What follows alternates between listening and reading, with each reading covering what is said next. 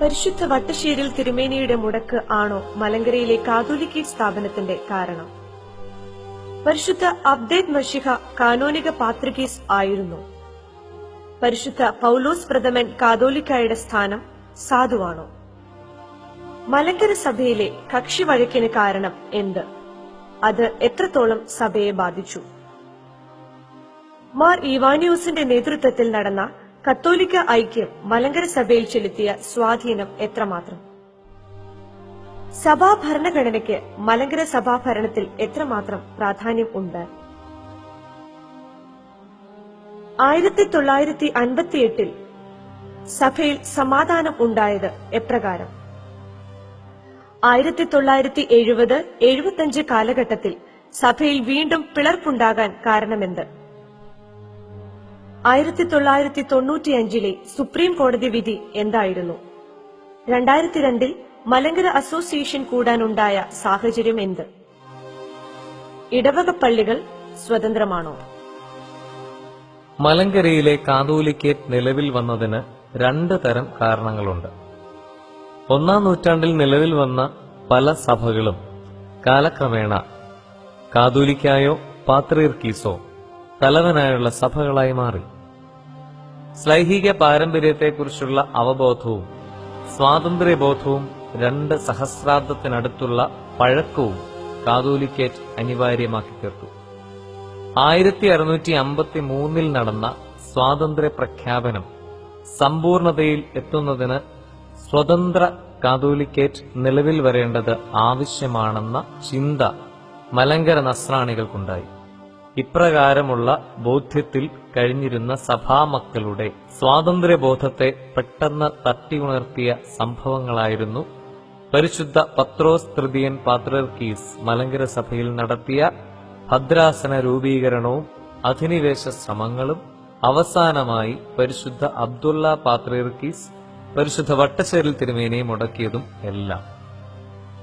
പരിശുദ്ധ Ignatius Abded മശിഹ പാത്രീർക്കീസ് അന്ത്യോക്യൻ പാത്രീർക്കീസായി തുടരുമ്പോൾ അന്ത്യോക്യൻ സഭയിൽ നിന്നും കത്തോലിക്ക സഭയിലേക്ക് പോയ അബ്ദുള്ള മാർ ഗ്രിഗോറിയോസ് എന്ന മെത്രാപ്പോലിത്ത തുർക്കി സുൽത്താനെ സ്വാധീനിച്ച് പരിശുദ്ധ അബ്ദേദ് മശിഹ പാത്രീർക്കീസിന് നൽകിയിരുന്ന അധികാരപത്രമായ ഫർമാൻ പിൻവലിപ്പിച്ചു. തുടർന്ന് അന്ത്യോക്യൻ സഭയിലേക്ക് തിരിച്ചുവന്ന അബ്ദുള്ള മാർ ഗ്രിഗോറിയോസ് തനിക്ക് അനുകൂലമായി സുൽത്താനെ കൊണ്ട് ഫർമാൻ പുറപ്പെടുവിപ്പിച്ചു. തുർക്കി സുൽത്താന്റെ അധികാരപത്രം തുർക്കിയിൽ ഭൗതിക ഭരണം നിർവഹിക്കാൻ ആവശ്യമായ രേഖയാണ്.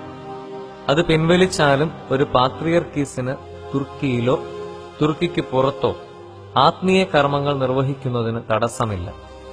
അതുകൊണ്ട് തന്നെ മലങ്കര സഭ ഐകകണ്ഠേന കാതോലിക്ക സ്ഥാനത്തേക്ക് നാമനിർദ്ദേശം ചെയ്ത് പരിശുദ്ധ അബ്ദേദ് മശിഹ പാത്രീർക്കീസിന്റെ സാന്നിധ്യത്തിൽ മലങ്കര സഭാപിതാക്കന്മാർ വാഴിച്ച പൗലോസ് മാർ ഈവാനിയോസിനെ കാതോലിക്കയായി സ്ഥാനാരോഹണം നടത്തിയത് സാധുവാണ്. വട്ടശ്ശേരിൽ തിരുമേനിയുടെ കാലശേഷം 1934 കോട്ടയത്ത് നടന്ന അസോസിയേഷൻ പരിശുദ്ധ ബസേലിയോസ് ഗീവർഗീസ് ദ്വിതീയൻ ബാവായി മലങ്കര മെത്രാപ്പോലിത്ത ആയി തെരഞ്ഞെടുക്കുകയും മലങ്കര സഭാഭരണഘടന പാസാക്കുകയും ചെയ്തു. 1935 കരിങ്ങാച്ചിറയിൽ പാത്രീർക്കീസ് കക്ഷിക്കാർ യോഗം കൂടി മാർ അത്താനാസിയോസിനെ മലങ്കര മെത്രാപ്പോലിത്തയായി തെരഞ്ഞെടുത്തു. 1938 പാത്രീർക്കീസ് ഭാഗത്തെ 3 ട്രസ്റ്റികളും ചേർന്ന് പരിശുദ്ധ ഗീവർഗീസ് ദ്വിതീയൻ ബാവായ്ക്കും കൂട്ടു ട്രസ്റ്റികൾക്കും എതിരെ കോട്ടയം ജില്ലാ കോടതിയിൽ ആരംഭിച്ച കേസിനാണ് 1958 സുപ്രീം കോടതി വിധി പ്രഖ്യാപിച്ചത്. അന്ത്യോക്യ പാത്രീർക്കീസുമാരുടെ അധികാരപ്രമത്തതയും മലങ്കര സഭാ അംഗങ്ങളായ ചിലരുടെ വ്യക്തി വൈരാഗ്യവുമാണ് മലങ്കര സഭയെ കക്ഷിവഴക്കിലേക്ക് വലിച്ചിഴച്ചത്. സഭയുടെ വളർച്ചയെ ദോഷകരമായി ബാധിച്ച കേസ് മുഖേന നിരവധി ദേവാലയങ്ങൾ ഇപ്പോഴും അടച്ച് പൂട്ടിക്കിടക്കുന്നു. കോടിക്കണക്കിന് പണം വക്കീലന്മാർക്ക് ഫീസ് ഇനത്തിൽ നൽകപ്പെട്ടു. നിരവധി ആളുകൾ ജീവൻ ബലിയർപ്പിച്ചു. മലങ്കര മെത്രാപ്പോലീത്ത പരിശുദ്ധ ദീവന്നാസ്യോസിന്റെ നിർദ്ദേശപ്രകാരം മലങ്കര സഭയുടെ ധനം ചെലവഴിച്ച് സ്ഥാപിച്ച ബഥനി പ്രസ്ഥാനത്തിന്റെ സ്വത്തുക്കളും പലപ്പോഴായി അജമോഷണത്തിലൂടെ നിരവധി വിശ്വാസികളെയും മാർ ഈവാനിയോസ് സ്ഥാപിച്ച മലങ്കര കത്തോലിക്ക സഭ മലങ്കര സഭയിൽ നിന്നും കൊണ്ടുപോയി. 1934 പാസാക്കിയ സഭാ ഭരണഘടന സഭയുടെ വിവിധ മേഖലകളുടെ സുഗമമായ ഭരണനിർവഹണത്തിനുള്ള മാർഗരേഖയാണ്. സഭയെ സംബന്ധിച്ച നിർവചനം ഇടവക, മെത്രാസന ഇടവക, മലങ്കര മഹാ ഇടവക, കാതോലിക്ക, പാത്രിയർക്കീസ്, എപ്പിസ്കോപ്പൽ സുനഹദോസ്, ആശ്രമങ്ങൾ തുടങ്ങിയ വിവിധ കാര്യങ്ങളെ സംബന്ധിച്ചുള്ള മാർഗനിർദ്ദേശം ഭരണഘടനയിൽ ഉൾപ്പെടുത്തിയിരിക്കുന്നു. 1958 സുപ്രീം കോടതിയിൽ നിന്ന് മലങ്കര ഓർത്തഡോക്സ് സഭയ്ക്ക് അനുകൂലമായ കോടതി വിധി ഉണ്ടായി.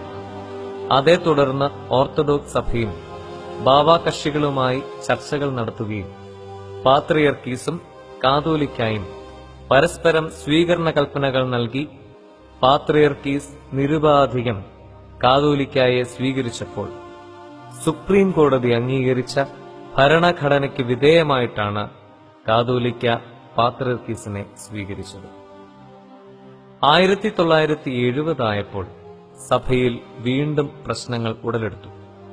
മാർത്തോമാ ശ്ലീഹായുടെ പൗരോഹിത്യവും സിംഹാസനവും നിഷേധിച്ചുകൊണ്ട് പരിശുദ്ധ ഇഗ്നാത്തിയോസ് യാക്കോബ് തൃതീയൻ പാത്രിയർക്കീസ് കൽപ്പന അയച്ചതോടെ മലങ്കരയിൽ പ്രശ്നങ്ങൾ ആരംഭിച്ചു. 1973 മലങ്കരയിലുണ്ടായിരുന്ന അപ്രീം ആബൂതി റംബാനെ പാത്രിയർക്കീസ് വിളിപ്പിച്ച് മാർ തീമോത്തിയോസ് എന്ന പേരിൽ പാത്രിയർക്കീസിന്റെ പ്രതിനിധിയായി മലങ്കരയിലേക്ക് അയച്ചത് മലങ്കര നസ്രാണികളുടെ ഇടയിൽ വൻ എതിർപ്പിന് കാരണമായി. തുടർന്ന് പെരുമ്പള്ളി ഗീവർഗീസ് കത്തനാരും, പിന്നീട് മാർ ഗ്രിഗോറിയോസ്, ചെറുവള്ളിൽ തോമസ് കത്തനാരും, പിന്നീട് തോമസ് പ്രഥമൻ ഉൾപ്പെടെ 4 പേർ മലങ്കര സഭാ സുന്നഹദോസിന്റെയോ അസോസിയേഷന്റെയോ അറിവോ സമ്മതമോ കൂടാതെ അന്ത്യോക്യയിൽ പോയി മെത്രാന്മാരായി മടങ്ങിയെത്തി. സുപ്രീം കോടതി അംഗീകരിച്ച സഭാ ഭരണഘടനയ്ക്കും 1958 സുപ്രീം കോടതി വിധിക്കും വിരുദ്ധമായി മേൽപ്പെട്ട സ്ഥാനമേറ്റ ഇവർ ദേവാലയങ്ങളിൽ കയറുന്നത് നിരോധിക്കണമെന്നാവശ്യപ്പെട്ട് പരിശുദ്ധ ബസേലിയോസ് ഔഗേൻ പ്രഥമൻ കാതോലിക്ക കോട്ടയം മുൻസിഫ് കോടതിയിൽ കൊടുത്ത കേസാണ് രണ്ടാം സമുദായ കേസിന്റെ തുടക്കം. 1975 മലങ്കര സഭയുടെ അറിവോ അനുവാദമോ കൂടാതെ പൗലോസ് മാർ പീലക്സീനോസ് മെത്രാപ്പോലിത്തായെ ശ്രേഷ്ഠ കാതോലിക്കായായി പൗലോസ് ദ്വിതീയൻ എന്ന പേരിൽ പാത്രിയർക്കീസ് വാഴിച്ചു. അതോടെ സഭാ സ്പർദ്ധ പൂർണ്ണതയിലെത്തി. മുൻ കോടതി വിധികളെ ഉദ്ധരിച്ചുകൊണ്ട് സുപ്രീം കോടതി 1995 ഇപ്രകാരം സഭാ കേസിൽ തീരുമാനമുണ്ടാക്കി. അന്ത്യോക്യൻ പാത്രിയർക്കീസിന് മലങ്കര സഭയിൽ യാതൊരു ലൗകിക അധികാരവും ഇല്ല. ഭരണഘടന അനുസൃതമായി കാതോലിക്കോസിന് അന്ത്യോക്യ പാത്രിയർക്കീസിനുള്ള ആത്മീയ അധികാരം നിർവഹിക്കാം. പൗരസ്ത്യ സുവിശേഷ സമാജത്തിന്റെ പള്ളികളും സിംഹാസന പള്ളികളും ഒഴിച്ചുള്ള എല്ലാ പള്ളികളും 1934 ഭരണഘടന അനുസരിച്ച് മലങ്കര അസോസിയേഷന്റെ അധികാരത്തിന് കീഴിലാണ്. സഭാ ഭരണഘടനയുടെ 71 വകുപ്പിൽ അസോസിയേഷൻ അംഗങ്ങളെ എടുക്കുന്നത് പ്രാതിനിധ്യ സ്വഭാവപ്രകാരം അല്ല എന്ന പാത്രിയർക്കീസ് കക്ഷി ഉയർത്തിയ തടസ്സവാദത്തെ തുടർന്ന് പ്രാതിനിധ്യ സ്വഭാവമുള്ള അസോസിയേഷൻ തന്റെ തെരഞ്ഞെടുപ്പ് അംഗീകരിക്കുന്നതിന് താൻ അനുകൂലമാണെന്ന് പരിശുദ്ധ ബസേലിയോസ് മാർത്തോമ മാത്യൂസ് ദ്വിതീയൻ കാതോലിക്ക ബാവ സന്നദ്ധത അറിയിച്ചതിനെ തുടർന്ന് 2002 പരുമലയിൽ അസോസിയേഷൻ വിളിച്ചുകൂട്ടി. മലങ്കരയിലെ ഇടവക പള്ളികൾ ആഭ്യന്തര കാര്യങ്ങളിൽ ഒരു പരിധിവരെ സ്വതന്ത്രമാണ്. എന്നാൽ നടപടികൾക്ക് ഭദ്രാസന മെത്രാപ്പോലീത്തായുടെ അംഗീകാരം ആവശ്യമാണ്. ഒരു ഫെഡറൽ വ്യവസ്ഥയുടെ ഭാഗമായാണ് മലങ്കര സഭയിലെ ഇടവക പള്ളികൾ നിലകൊള്ളുന്നത്. തന്മൂലം സഭ വിട്ട് പുറത്തു പോകുന്നതിനുള്ള അധികാരം ഇടവക പള്ളികൾക്കില്ല.